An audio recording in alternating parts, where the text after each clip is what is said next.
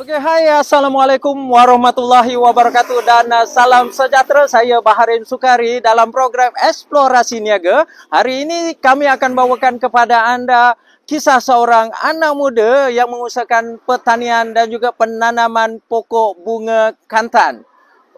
Dengan pemasaran dan juga kaedah yang betul, anak muda ini berjaya untuk membesarkan perusahaan beliau dan kini beliau boleh dijadikan contoh kepada anak muda yang lain dalam bidang pertanian terutamanya. Ayo ikuti video seterusnya, anak muda tanam bunga kantan. Jom saksikan.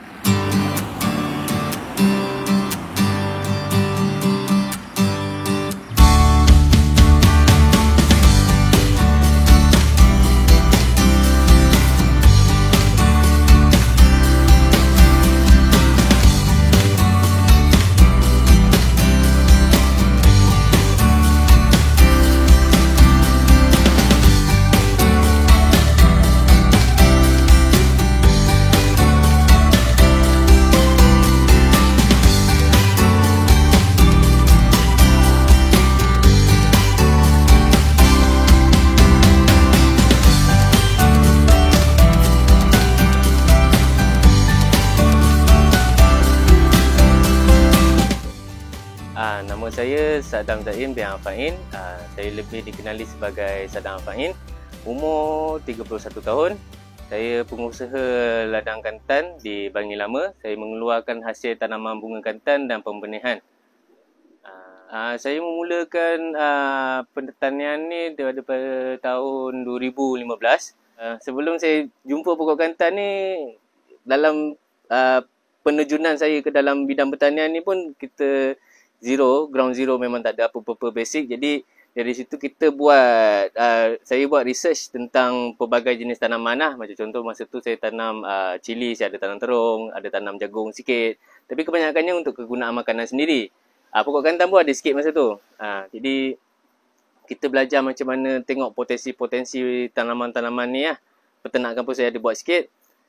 Kalau nak dibandingkan dengan tanaman yang kebanyakan tu, saya jumpa pokok kantan ni dia punya potensi dia sangat-sangat cemerlang masa tu kan. Sebab nak katakan tak banyak pengusaha yang buat tanaman pokok kantan ni, dan permintaan dia pun agak-agak lumayan. Jadi dari situ, daripada 8 rumpun yang pertama yang ada dekat kawasan saya ni, saya cuba pecahkan sikit demi sedikit bermodalkan tenaga dan masa.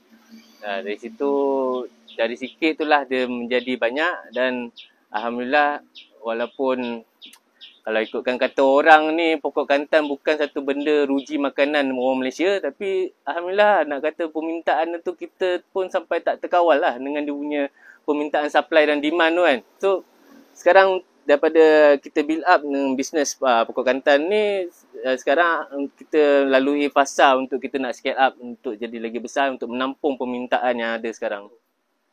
Mungkin kebanyakan orang muda dia tak berminat dengan industri pertanian atau peladangan ni disebabkan mungkin secara pandangan diorang terhadap sektor ni sebagai satu kejayaan yang mundur lah.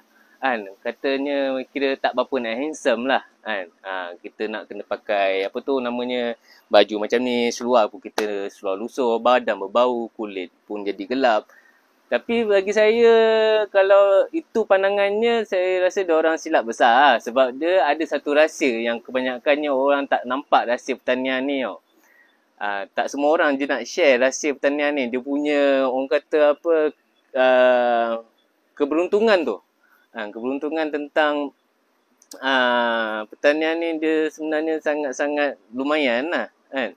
Jadi macam kita pun sebagai peniaga, sebagai yang mengusahakan satu perusahaan ni pun tak semuanya indah. Walaupun nampaknya indah, dia ada perit dia yang tersendiri.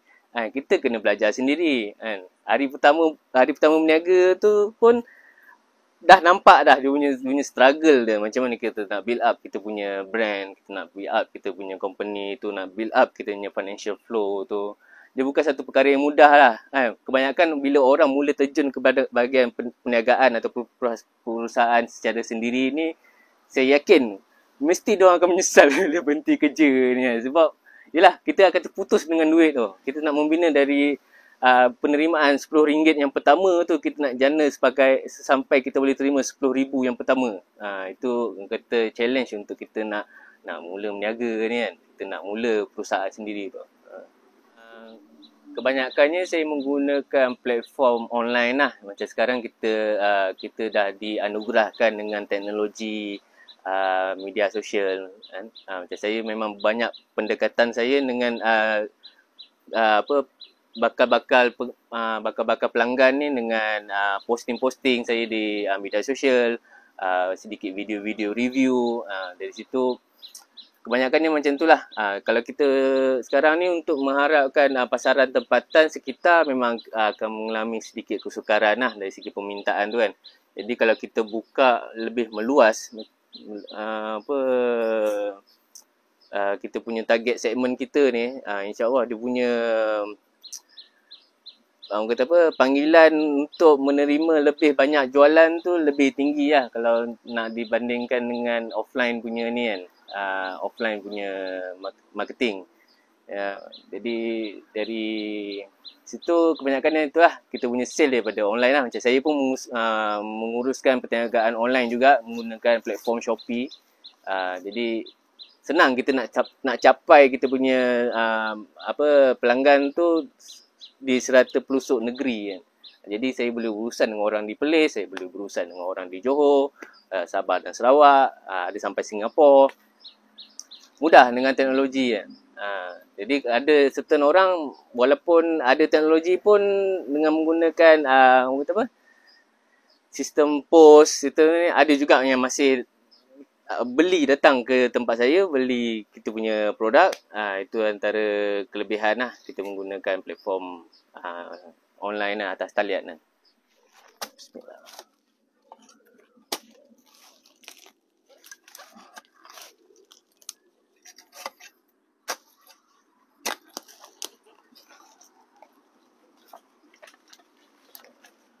Okey, ini adalah merupakan pokok kantan dan apa yang saya ambil ni adalah untuk nak dijadikan benih. Okey, ini merupakan rhizome ataupun anak benih pokok bunga kantan. Ini yang akan dijadikan benih untuk disemai dan juga ditanam di lokasi lain lah selain pada sini. Okey, kita tengok yang ini tunas bunga, tunas bunga kantan. Kita tengok yang bawah ni. Okey, ini adalah tunas-tunas bunga kantan. Okey, di mana selepas daripada kemunculan dia ni dalam tempoh 2 minggu ia akan menjadi bunga yang sesuai untuk dipasarkan. Manakala yang ini pula, ini merupakan bunga kantan yang setelah usia 2 minggu daripada tunas tadi. Dan inilah yang akan dipetik dan dipasarkan. Kebiasaannya di sini akan dijadualkan seminggu sekali, iaitu pada setiap hari Isnin. Ini merupakan bunga kantan yang dah cukup matang dan ianya akan menghasilkan buah-buah seperti ini. Okey. Buah-buah ini juga boleh dijadikan benih untuk disemai menjadi pokok-pokok bunga kantan. Ini bunga kantan terdiri daripada warna-warna yang pertama putih, merah jambu muda dan juga merah jambu pekat, dan juga yang ini adalah merun. So ada 4 warna bunga kantan yang biasa terdapat di negara kita. Okey, ini kalau kita lihat di sekitar kawasan pokok-pokok ni, terdapatnya pokok-pokok bunga kantan yang telah dicantas dan dibiarkan sahaja di tanah. Ini adalah merupakan satu teknik ataupun kaedah di mana yang pertamanya ia adalah untuk digunakan sebagai mengekalkan kelembapan tanah Yang keduanya adalah sebagai penutup bumi, di mana untuk mengelakkan rumput-rumput tidak tumbuh di sekitar pokok bunga kantan. Dan antara yang paling penting adalah ianya juga menjadi sumber baja kompos bagi pokok-pokok dan juga tanaman-tanaman yang terdapat di sini. Saya berpandangan pada perniagaan ni sebagai nak perluaskan kita punya legacy ni kan. Kalau boleh memang kita boleh cover satu Malaysia punya pasaran permintaan tu. Macam mana Robert Kwok memasarkan gula dia kan. Dia memiliki gula. Macam tu lah saya nak kan. Kalau boleh sampai ke luar negara kita boleh supply, kita boleh sampaikan kita punya produk ni sampai ke luar negara. Itu antara saya punya vision dan misi kita untuk dalam perniagaan ni. Kalau ada orang yang berminat, dia bukan sekadar dalam pertanian untuk menceburkan diri dalam satu perkara yang kita minat dan satu perkara yang kita nak buat sendiri, berniaga sendiri ni kebanyakan ni kita kena ada keberanian yang tinggi lah. Walaupun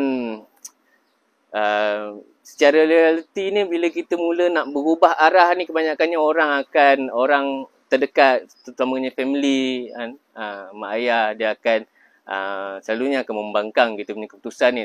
Tapi nasihat saya, jangan percaya apa-apa kata-kata orang sekeliling kita ni. Jangan percaya apa yang diorang cakap. Percayalah pada diri sendiri.